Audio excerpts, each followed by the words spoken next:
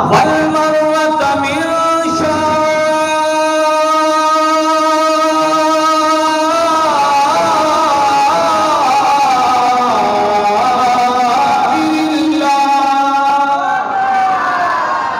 فرمایا بے شک صفا اور مروہ اللہ کی نشانیاں ہیں. مولا بنی کیوں؟ فرمایا نبی کی پیاس بجھانے کے لیے ماں چل رہی ہے، اس ماں کی ادا کو رب قبول کر رہا ہے. قیامت تک کے لیے حاجی کے لیے بھی صفا مروہ کی دوڑ واجب، عمرہ کرنے والے کے لیے بھی صفا مروہ کی دوڑ واجب. ذرا رک کے بتائیے گا، جب پہاڑی جس کی نسبت اللہ کے ولی اللہ کی ولیہ کے ساتھ یا رب کے نبی کے ساتھ ہو جائے وہ تو اللہ کی نشانی بن جائے. جو اللہ کا نبی نبوت کا پیغام لے کے آیا، قرآن لے کے آیا، حدیث رسول جس نے بیان فرمائی، کیا وہ اللہ کی نشانی نہیں ہو سکتا؟ اب یہاں غور ہے، سوچنا ہے، کیونکہ ہمارا ساؤنڈ تو ہے ڈھیلا. کم از کم آپ کا ساؤنڈ تو بولنا چاہیے. ادھر والوں کو پوری آواز نہیں جاتی، صرف مجھ تک آواز تو اچھی آتی ہے. کم از کم آپ تو بولا کرے وہ مولوی صاحب ہم بیٹھے ہیں آپ کی بات سن رہے ہیں، مجھے سہارا تو بنتا رہے. کہیں ایسا نہ ہو کہ میں زور لگاتا رہوں اور آپ کے پلے کچھ نہ پڑے، بعد میں کہے مولوی صاحب پتہ نہیں کیا کیا گئے. میں اللہ کی نشانی کی بات کر رہا ہوں، اللہ کی نشانی کی. فرمایا وہ پہاڑ جہاں سیدہ مائی ہاجرہ جوڑی ہیں، فرمایا وہ دوڑی حضرت ابراہیم علیہ السلام اسماعیل کی پیاس کے لیے تھی. ان کا دوڑنا رب کی نشانی بن گیا. صفا رب کی نشانی بن گیا، مروہ صفا اللہ کی نشانی بن گیا.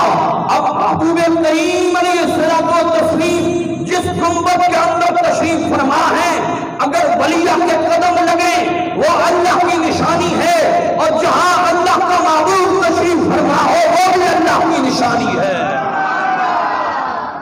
تم میں نعرہ مارنے والا تو ہے ہی کوئی، کیونکہ ایک ہی بندہ ہے، سارے دیکھ رہے ہوتے ہیں.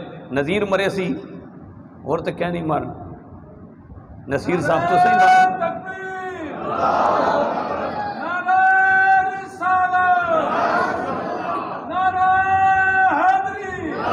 محبت سے بولی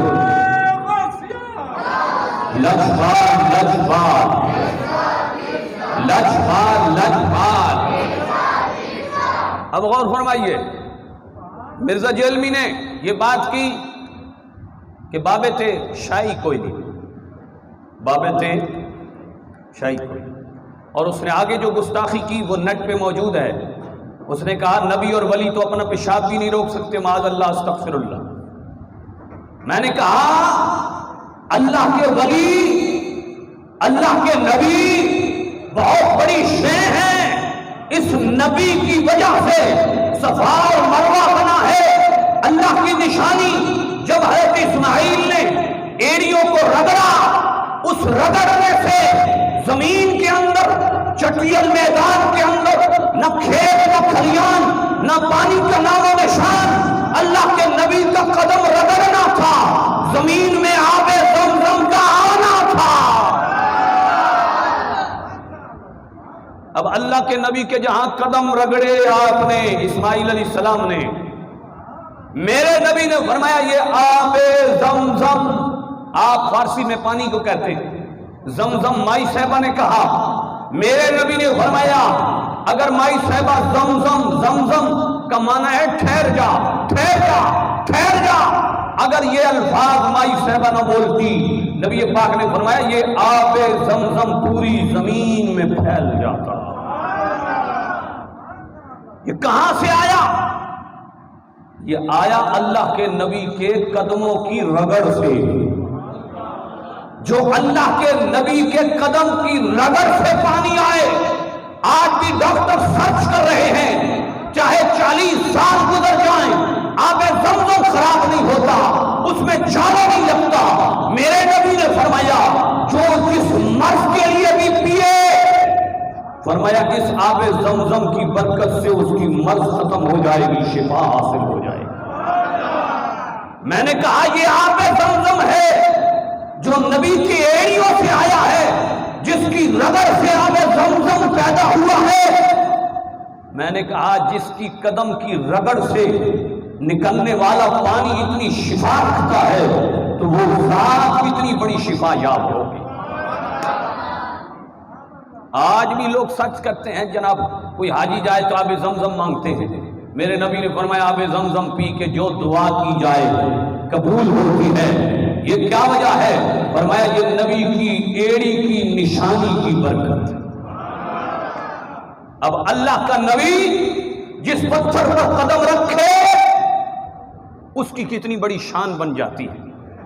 اور مرزا جیلوی کہتا ہے بابے تشائی کولی، میں نے کہا ابراہیم علیہ السلام بھی اللہ کے نبی بھی ہیں، امت کے جد امجد بھی ہیں، بابا ہیں۔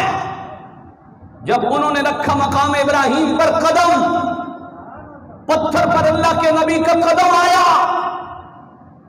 پتھر جماعت چیز ہے نا، ٹھوس چیز ہے جس کے اندر چیز داخل نہیں ہو سکتی، ایک ثبوت ہے، ایک مضبوط چیز ہے، سٹرونگ ہے۔ لیکن پتھر کو بھی پتا چلا کہ اللہ کا نبی میرے اوپر آیا ہے، پتھر نرم ہوا۔ ابراہیم علیہ السلام کے قدم مقام ابراہیم میں لگے، اس نے اپنے سینے میں قدموں کو نقش لے لیا۔ میں نے کہا بابے تو کہتا ہے شاہی کوئی نہیں، پتھر کہتا ہے بابے بڑی چیز ہے، ہمارے سینے پر قدم رکھتے تو ہم ان کے قدموں کے نشان سینے میں رکھ لیتے۔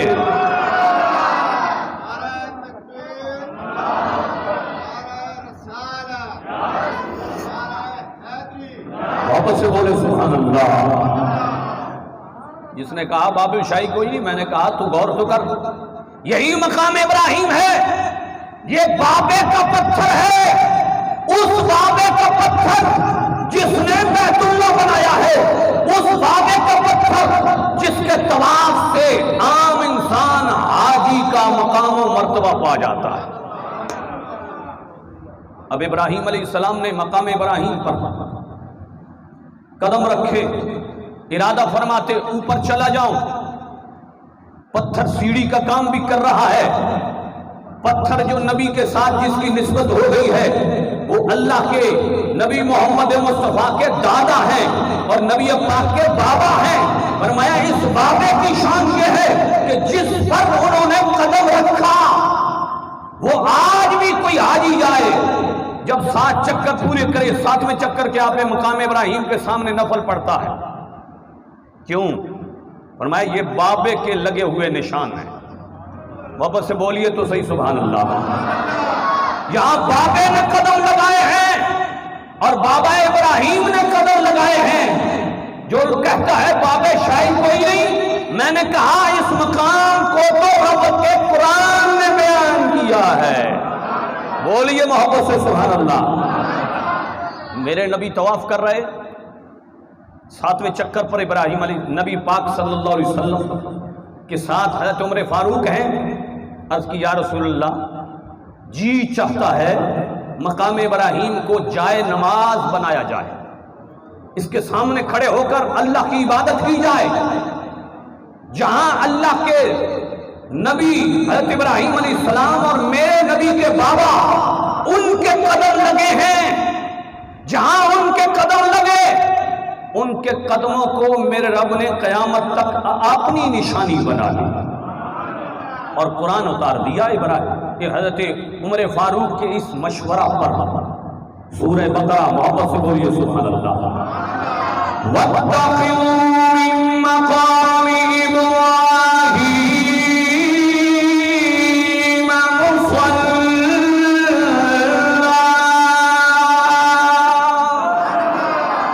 پیچھے حضرات ڈھیلے بول رہے ہیں، گرمی مجھے بھی آتی ہے، آپ کو بھی زیادہ لگ رہی ہو، پنکھے تو چل رہے ہیں۔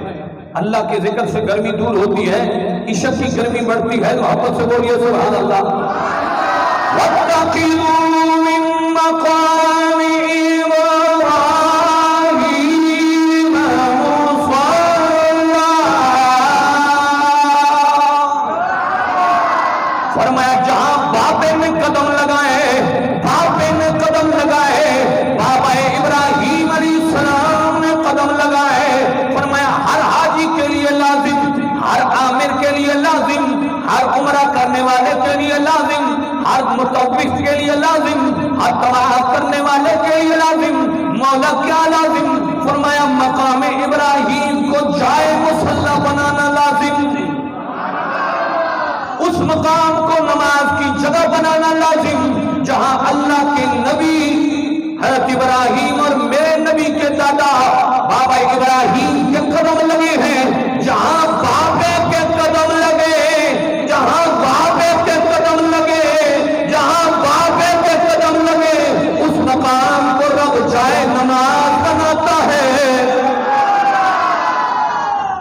اور یہ جو بونگی مارتا ہے کہ بابے شاہی کوئی نہیں، میں نے کہا یہ مقام قرآن کا تو نے پڑھا نہیں، اگر پڑھ لیتا تو تو ایسا دعویٰ نہ کرتا، ایسی بونگی نہ مارتا کہ بابے شاہی کوئی نہیں۔ قرآن کہتا ہے جہاں اللہ کے نبی کے قدم لگے وہ جگہ جائے نماز کے لیے ہے، جہاں مائی صاحبہ نے حضرت اسماعیل کے لیے پانی ڈھونڈا وہ اللہ کی نشانی ہے، ان الصفا والمروہ من شعائر اللہ۔ اب بتائیے صفا مروہ اللہ کی نشانی بنا ابراہیم علیہ السلام کے بیٹے کے قدموں کی برکت سے، حضرت ابراہیم علیہ السلام اسماعیل کی قدموں کی برکت سے۔ اب آ رہی ہے قربانی، چند دن بعد ہوگی قربانی۔ اللہ رب العزت نے قرآن پاک میں قربانی کا ذکر بھی کیا ہے، اور کیا فرمایا؟ محبت سے بولیے سبحان اللہ۔ اللہ کے قرآن نے سورہ حج کے اندر، قرآن پاک اٹھائی، اللہ کے قرآن نے سورہ حج کے اندر 17 پارے میں خود بیان فرمایا ہے کہ یہ قربانی اللہ کی نشانی ہے۔ اب مولا جانور تیری نشانی بن گیا، اب غور کرنا جانور اللہ کی نشانی کیسے بنا۔ میرے پاس بھی موبائل میں ہے، رکھے دے۔ اب غور فرمائیے گا، مجھے وہ آیت حالانکہ میری اس تقریر میں ایڈ نہیں تھی، وہ میرے ذہن میں آ گئی ہے تو میں پڑھنے لگا ہوں، غور فرمائیے۔ وَالْبُدُنَ جَعَلْنَاهَا لَكُمْ، کہتے ہیں اس جانور کو جو قربانی کے لیے معین ہو جاتا ہے، جو قربانی کے نام لگ جاتا ہے۔ میرے رب نے فرمایا یہ جو بدنہ ہے، یہ جو جانور ہے جس پر قربانی کا نام آ گیا، فرمایا من شعائر اللہ، یہ اللہ کی نشانی ہے۔ سورہ حج 17واں پارہ اور تیسرا پاؤ شروع ہونے والے سیکنڈ لاسٹ رکوع میں اللہ رب العزت نے یہ ارشاد فرمایا کہ یہ جانور اللہ کی نشانی۔ اب بتائیے جو جانور اللہ کی نشانی ہے تو صحابہ اللہ کی نشانی نہیں؟ محبت سے بولیے سبحان اللہ۔ اب یہ صحابہ میرے محبوبہ کو نہیں فرمایا، ترمذی شریف کی حدیث ہے اذا رأيتم الذين يسبون اصحابي فقولوا لعنة الله على شركم۔ میرے محبوبہ کو نہیں فرمایا جو صحابہ کے بارے میں بھونکے، صحابہ کے بارے میں غلط بات کرے، اسے کہو لعنت اللہ علی شرکم، تیرے شر پر رب کی لعنت۔ توجہ ہے، اب صحابہ اللہ کی نشانی ہیں، جو صحابہ کو بھونکے فرمایا اس کو کہو لعنت اللہ علی شرکم، تیرے شر پر اللہ کی لعنت۔ یہ صحابہ کون ہیں؟ یہ وہ امت کے بابے ہیں جنہوں نے امت کو رسول اللہ کا دین پہنچایا ہے۔ بتائیے ذرا جو یہ بونگی مار رہا ہے کہ بابے شاہی کوئی نہیں، میں نے کہا ایک امت کا بابا ابو بکر صدیق اٹھا لے جس کی نسل صحابیت قرآن سے ثابت ہے، قرآن کی نسل سے جس کی صحابیت کو ثابت کیا گیا ہے، ایک ابو بکر کی زندگی پر عمل کرنے والا ہدایت کے رستے پر پھٹک نہیں سکتا۔ ایک بابا ابو بکر لے لے تو وہی ساری امت پر ہی کافی ہو جاتا ہے۔ تو کہتا ہے بابے شاہی کوئی نہیں؟ اللہ کا قرآن کہتا ہے کہ ابو بکر صدیق ثانی اثنین اذ ھما فی الغار۔ ادھر سے سبحان اللہ نہیں آتی، میں اس لیے پروفیسرانہ لہجے میں کہہ دیتا ہوں ثانی اثنین اذ ھما فی الغار اذ یقول لصاحبہ لا تحزن۔ اس صاحب سے مراد سیدنا ابو بکر صدیق غار ثور میں میرے نبی کی حفاظت کے لیے مقرر، یہ امت کا وہ پہلا بابا ہے جس نے رسول اللہ کی غلامی میں قدم رکھا، کلمہ پڑھا، اور جس نے اپنی تبلیغ سے 40 سے زائد سب سے پہلے صحابہ کو اسلام کے اندر لایا، اسلام کا پہلا مبلغ بھی ہے، اسلام کا پہلا مفسر بھی ہے، اسلام کا پہلا مسلمان بھی ہے، اسلام کے نام پر پہلے جان قربان کرنے والا بھی ہے، اسلام کے نام پر مال قربان کرنے والا بھی ہے۔ یہ وہ بابا ہے جس نے رب کی امانت کی حفاظت کی ہے، یہی ابو بکر صدیق ہے۔ واپس سے بولیے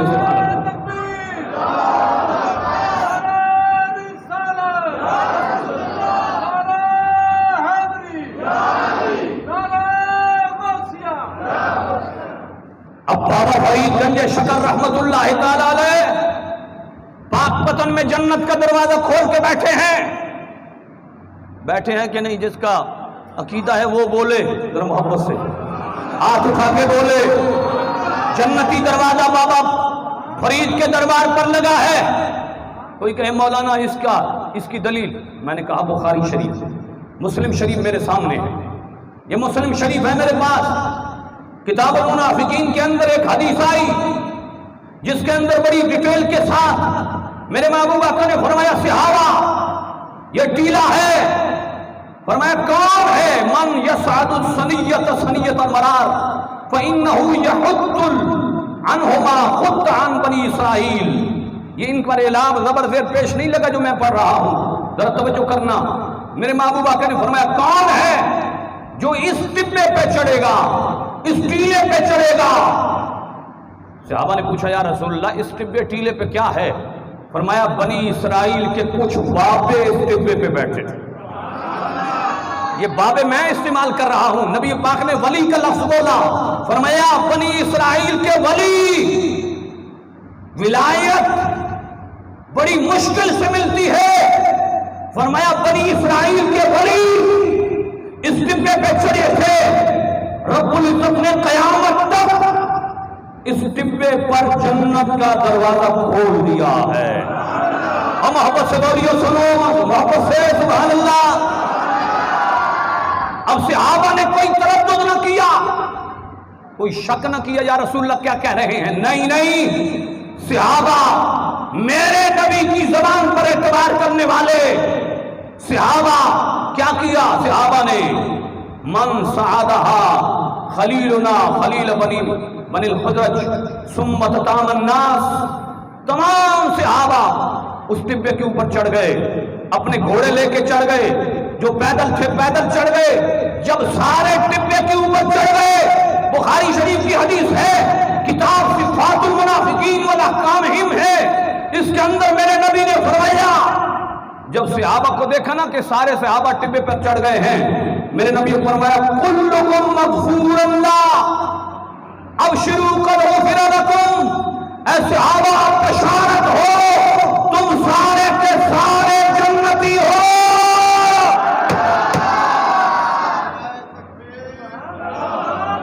واپس سے بولی، آج میں سمجھتا ہوں نذیر صاحب کوئی نہیں بیٹھے تو سارے نذیر صاحب دی سٹارٹ دوتے چل دیو دکھے نہ لگر محبت نعرہ تکبیر، اور نہیں محبت سے نعرہ رسالت، شان اولیاء۔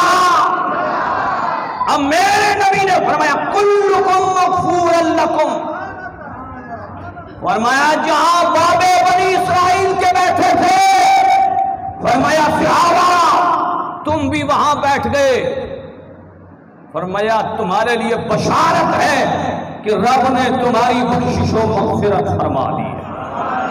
میں نے کہا بخاری شریف کی حدیث ہے، بخاری کی،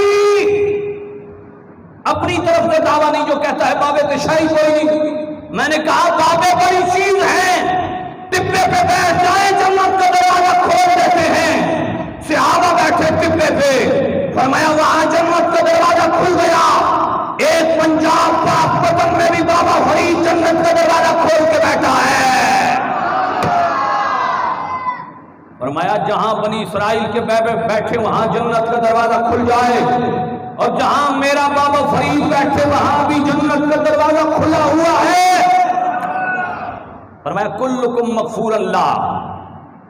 آگے بھی حدیث ہے جس کے اندر آگے منافق کی ڈیفینیشن بیان کی گئی۔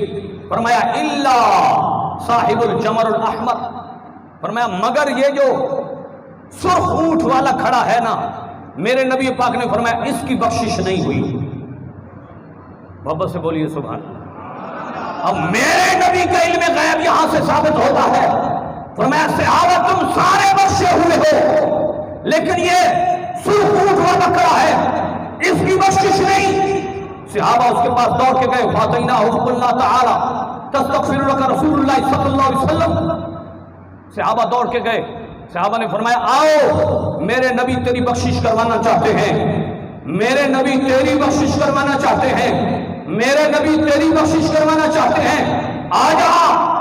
اس نے کہا واللہ لئن اجد ضالتی احب الی من ان یستغفر لی صاحبکم، فرمایا اگر مجھے اپنا گم شدہ اونٹ مل جائے تو نبی کی بخشش سے زیادہ مجھے محبت کرنے عزیز ہے۔ صحابہ نے کہا کیا کہہ رہا ہے؟ نبی کی بخشش کا انکار کر کے کہتا ہے مجھے اونٹ مل جائے تو یہ بخشش سے زیادہ پسندیدہ ہے۔ فرمایا محروم رہ گیا میرے نبی کے ان لمحات سے، وہ اونٹ کی ڈھونڈ ڈھونڈ کے اندر نبی کی بخشش کا انکاری ہو گیا۔ میرے رب کے تمام صحابہ کو میرے نبی نے فرمایا اے پیارے صحابہ تم بخشے گئے ہو۔ جہاں بنی اسرائیل کے بابے بیٹھے تھے، جن بابوں کو صحابہ مانے صحابہ جنتی ہو جائیں، صحابہ کے اندر ایک منافق کھڑا ہے وہ بابوں کو نہیں مانتا، فرمایا تیری بخشش نہیں ہے۔ اب بتاؤ جو بابوں کو ماننے والا ہے اس کی تو بخشش ہو رہی ہے۔ کوئی توجہ ہے آپ کی؟ واپس سے بولیے سبحان اللہ۔ ایک تو سامنے گھڑی نہیں ہے کہ مجھے پتہ چلے ٹائم کیا ہو گیا، لیکن غور کیجئے ٹائم تو مکمل ہو چکا، لیکن میں بتانا چاہتا ہوں کہ کچھ لوگوں نے آج کے دور میں وہ بات کرنے چلا ہوں جس میں تھوڑا ٹائم لگے گا اور آپ کو ہضم بھی کرنا پڑے گی۔ یہ 2 دن پہلے حاجی ثناء اللہ صاحب اگر تشریف فرما ہے تو ہاتھ اٹھائیے گا ذرا بیٹھے ہیں۔ اچھا، انہوں نے ایک پرچی مجھے بھیجی جس میں کسی بد مذہب نے بدعقیدہ نے یزید لعنتی کے متعلق حمایت میں الفاظ اور آپ کو کالا کیا ہے۔ سرگودے کی بات کر رہا ہوں، اس کا جواب انشاءاللہ میں نے یہ دعویٰ ہے کہ استقلال آباد قانونی سے پہلی دفعہ جا رہا ہے۔ آج جو لوگ کہتے ہیں استقلال آباد والے کسی کے ساتھ مل جاتے ہیں، میں نے کہا ہر ایشو پہ جو شریعت کا معاملہ ہو اس پر ڈٹ کے بات کرنا ہماری ذمہ داری ہے۔ جس نے یہ کہا کہ یزید کے متعلق اس نے اوراق کالے کیے، اس نے کہا قسطنطنیہ کے اندر جو سب سے پہلے لشکر گیا تھا اس کا کمانڈر یزید تھا، اس کے متعلق میرے نبی نے جنت کا سرٹیفکیٹ دیا ہے۔ اب میرے نبی کی حدیث ہے، بخاری شریف کی بخاری میرے سامنے ہے، اس کے اندر سے میں وہ حدیث پڑھنے لگا ہوں جس حدیث کے اندر میرے نبی نے ذکر کیا، فرمایا جو لشکر گیا تھا قسطنطنیہ میں صحابہ کا اول جیش یغزو قد اوجبوا کما قال رسول اللہ، فرمایا جو لشکر اول جیش پہلا لشکر جو قسطنطنیہ میں صحابہ کا گیا تھا جس کے کمانڈر حضرت سیدنا امیر معاویہ رضی اللہ تعالیٰ عنہ تھے، اس کے متعلق میرے نبی نے فرمایا یہ سارے کا سارا لشکر ان پر جنت واجب ہو گئی ہے۔ یہ پہلا لشکر تھا، اول و جیش کے لفظ ہیں، پہلا لشکر، کیونکہ 2 لشکر گئے، دوسرا لشکر یہ کچھ عرصے بعد گیا تھا، اس کا کمانڈر یزید نہیں تھا۔ میرا نالج جو میں نے مطالعہ کیا اس کے مطابق تھوڑا وقت مجھے ملا، اس کا کمانڈر سفیان بن عوف تھے، صحابی رسول سفیان بن عوف تھے اس کے کمانڈر۔ اب میرے نبی نے دوسرے لشکر کا جنتی ہونے کی گارنٹی نہیں دی، پہلے لشکر کے بارے میں فرمایا کہ یہ جنتی ہوگا۔ اس مولا نے لکھا کہ قسطنطنیہ میں جو لشکر گیا اس میں یزید بھی تھا، وہ بھی جنتی ہے۔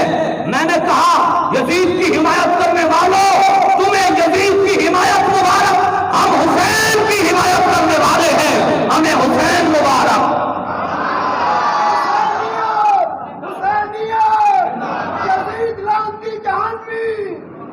اب غور کیے، اس بات پر اس نے بڑا زور دیا، کہا کہ یزید جنتی ہے۔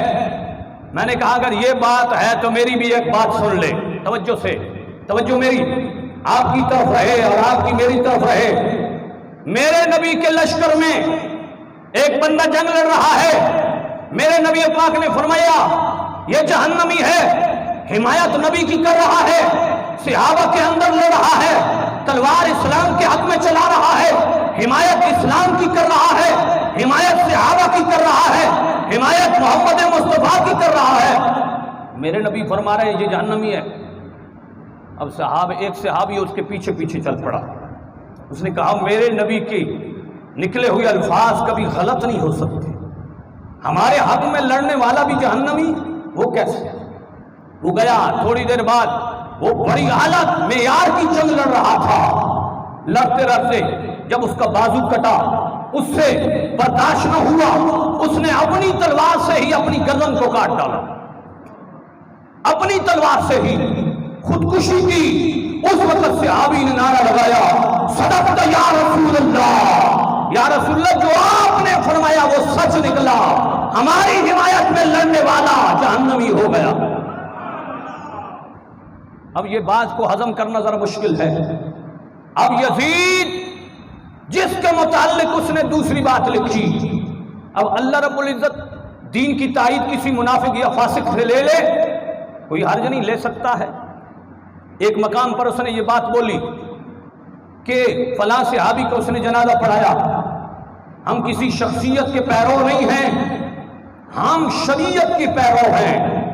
شریعت کے اندر میرے نبی کا فرمان ہے کہ تمہارا امیر، تمہارا بادشاہ اگر فاسق فاجر بھی ہو، اس کے حکم کی تعمیل تم پر لازم ہے۔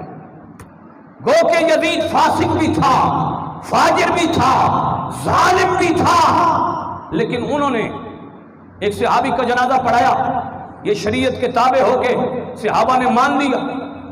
اس صحابہ نے ان کی بیعت کی، یزید کی، کیوں کی؟ ان پر حقیقت حال واضح نہیں تھی، اس وقت انہوں نے بیعت کی۔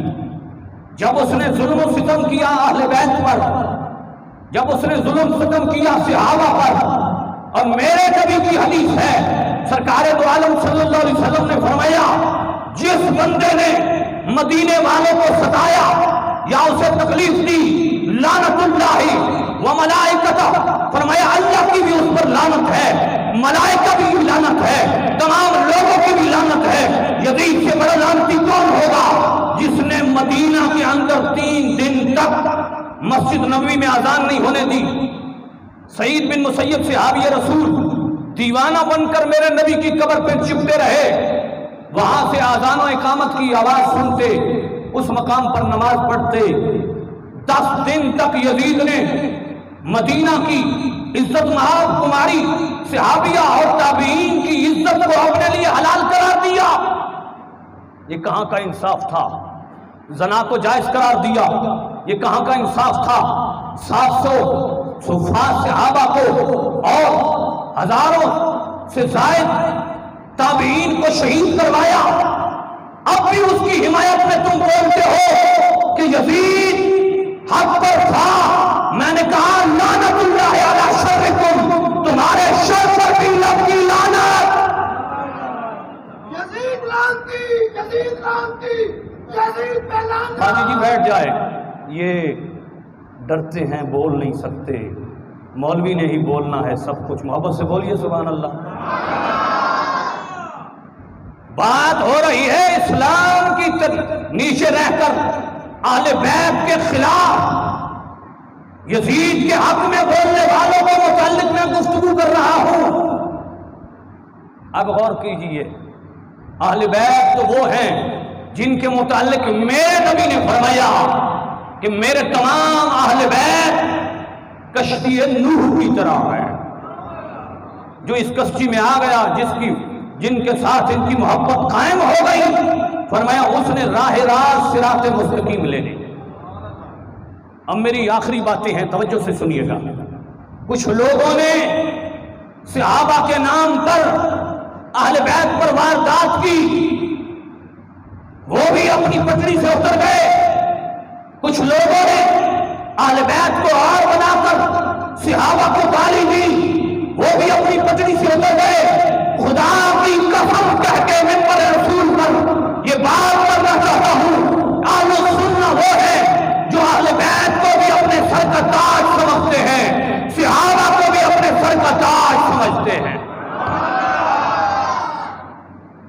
اب غور کیجئے، جو لوگ آپ کی سرگودا کی سرزمین پر، ایک ملا نے چند سال پہلے مظلوم کربلا کتاب لکھی تھی جس پر سرکاری طور پر پابندی لگی، آج بھی پابندی ہے. محمد حسین نیلوی اس مولوی کا نام تھا. آگے وہ کسی بد مذہب کے مدرسے میں پڑھاتا بھی تھا. اس نے یہ کتاب لکھی، اس کے اندر یہ لکھا، الفاظ کہتے ہوئے میری زبان لرزتی ہے کیونکہ میں حسینی ہوں، یزیدی نہیں. اس نے یہ کہا کہ حسین تو باغی تھا، وہ کربلا میں کیا لینے گیا، اس سے بہتر تو ضیاء الحق تھا. اب صحابی رسول امام حسین کے متعلق اس کا کلم کیا کہہ رہا ہے؟ آپ سمجھ رہے ہیں بس اس بات کو؟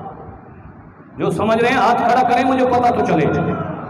کہا کہ اس سے بہتر، اب صحابی سے بہتر ضیاء الحق کو سمجھنے والا میرے نبی نے فرمایا، میرا ایک صحابی مٹھی پر جو صدقہ کرے، بعد والا ہو پہ پہاڑ کے برابر بھی صدقہ کرے، پھر بھی برابر نہیں ہو سکتا.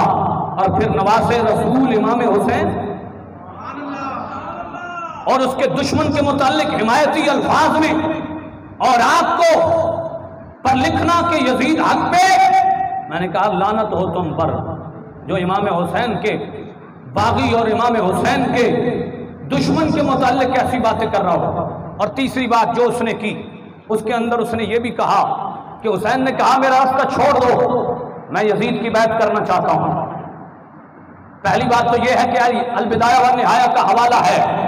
البدایہ والنہایہ تاریخ کی کتاب ہے، تاریخ کی کتابوں پر اعتبار نہیں کیا جا سکتا.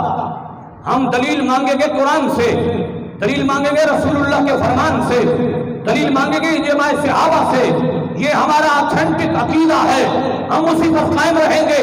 جو تاریخ کا حوالہ دے کر سنیوں کو جھانسا دیتا ہے کہ امام حسین نے بیعت کے لیے کہا میرا راستہ چھوڑ دو، تو میں کہتا ہوں اسی کتاب کا حوالہ ہے، 7ویں جلد ہے، بدائع ثنائے کا حوالہ ہے، علامہ ابن کثیر کا حوالہ ہے. جب امام حسین سے پوچھا گیا یزید کی بیعت آپ نے کیوں نہیں کی، آپ نے فرمایا یزید کے اندر بری عادتیں ہیں، یہ بنی امیہ کی مسجد کا امام ہے، زیادہ نمازیں چھوڑ دیتا ہے، جو زیادہ نمازیں جان بوجھ کے چھوڑ دے، فرمایا وہ فاسق و فاجر ہوتا ہے، اس کے پیچھے امامت جائز نہیں. فرمایا یہ زانی ہے، زنا کرتا ہے، جو زنا کرنے والا ہو، امام حسین نے فرمایا وہ ہمارا امیر نہیں. فرمایا یہ ظالم ہے، شرابی ہے، یہ کتے اور بٹیرے لڑاتا ہے. فرمایا جو ایسے کام کرے، جو حرام و حلال میں تمیز نہیں کرتا، میرے امام نے فرمایا وہ میرا امام نہیں ہو سکتا. امام نے تو اس لیے ان کی بیعت نہیں کی. تم کہاں سے جھوٹ بھر کے لائے، ان کہاں سے اختراع لائے کہ امام حسین نے کہا میرے لیے بیعت کے لیے راستہ کھولو. میں نے کہا لعنت اللہ علی شرکم. بولو نا محبت سے سبحان اللہ. یہ میرے پاس وہ اوراق موجود ہیں جو اس نے لکھے ہیں اور ہماری مارکیٹ میں آ کر اس نے تقسیم کیے ہیں. میں نے کہا یہ پیر سیال کے غلاموں کی نگری ہے، یہاں پر ہر سوال کا جواب ملے گا. امام حسین نے بیعت نہیں کی، فرمایا جو ظالم و فاسق و فاجر ہو، صحابہ نے بیعت کو توڑا. فرمایا پہلے ہم نے بیعت کی، ہم پر حقیقت حال واضح نہیں تھی، اب واضح ہو گئی. صحابہ نے اپنی پگڑیاں لے کر پھینکی، اپنی جوتوں کو پھینکا، کہا ہم یزید کی بیعت توڑ رہے ہیں، یہ اعلان کرتے ہیں جوتی پھینک کے کہ ہم یزید کے ہاتھ پر بیعت نہیں کرتے، ہم امام حسین کے ہاتھ پر بیعت کریں گے یا عبداللہ ابن زبیر کے ہاتھ پر بیعت کریں گے۔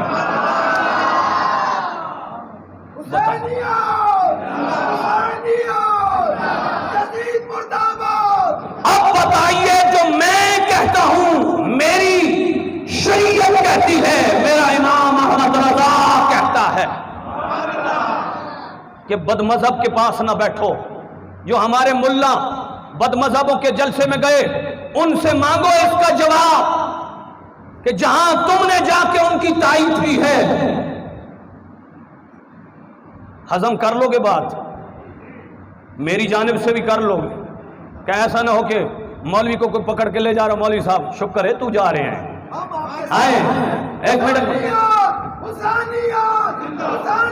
میں بات حق کی کرتا ہوں، کیونکہ رازق نہ تم ہو نہ کوئی بد مذہب ہے، میرا رازق میرا رب ہے۔ اب بات کرنے لگا ہوں ان ملا کی جو ان کی چولی میں جا بیٹھے، میں نے کہا ان چیزوں کے جواب تم دے دو۔ انہوں نے ہم سے تائید حاصل کر لی، ہمارے مولویوں کو اپنے جلسے میں بٹھا لیا، اب ان کا یہ قاعدہ آ گیا کہ یزید حق پر تھا۔ اب بتاؤ ملا کو کہ کدھر جاؤ گے، حسینی بنو گے یا یزیدیوں کا ساتھ دو گے؟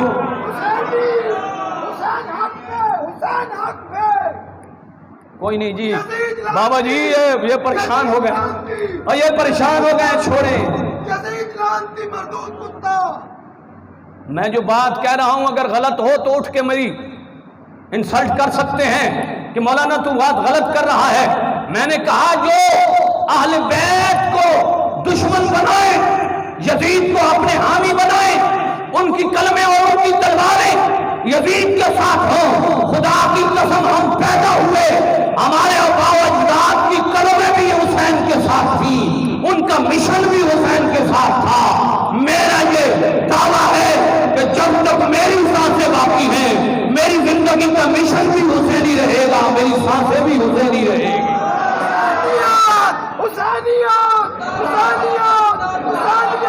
ہاتھ اٹھا کے امام حسین کا بات کرو، حسینیت، حنانیت، حسینیت، حسینیت،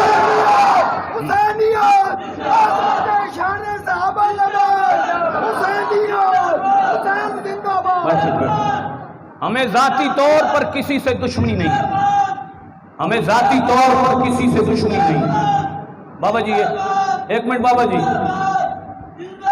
آخری بات کہنے لگا ہوں، آخری بات کہنے لگا ہوں، مجھے ذاتی طور پر کسی سے کوئی دشمنی نہیں، جو لیکن میرے اہل بیت کے متعلق بھونکے گا، میرے صحابہ کے خلاف بھونکے گا، ہمارا اس سے دشمنی نہیں، اعلان جنگ ہے، اعلان جنگ ہے۔ خدا کی قسم یہ حسینیت کے متعلق بغض پھیلایا جا رہا ہے سرگودا کی سرزمین پر۔ میں نے کہا جب تک پیر سیاج کے ماننے والے موجود ہیں، وہ حسین کا نعرہ پہلے بھی لگاتے تھے اور لگاتے رہیں گے۔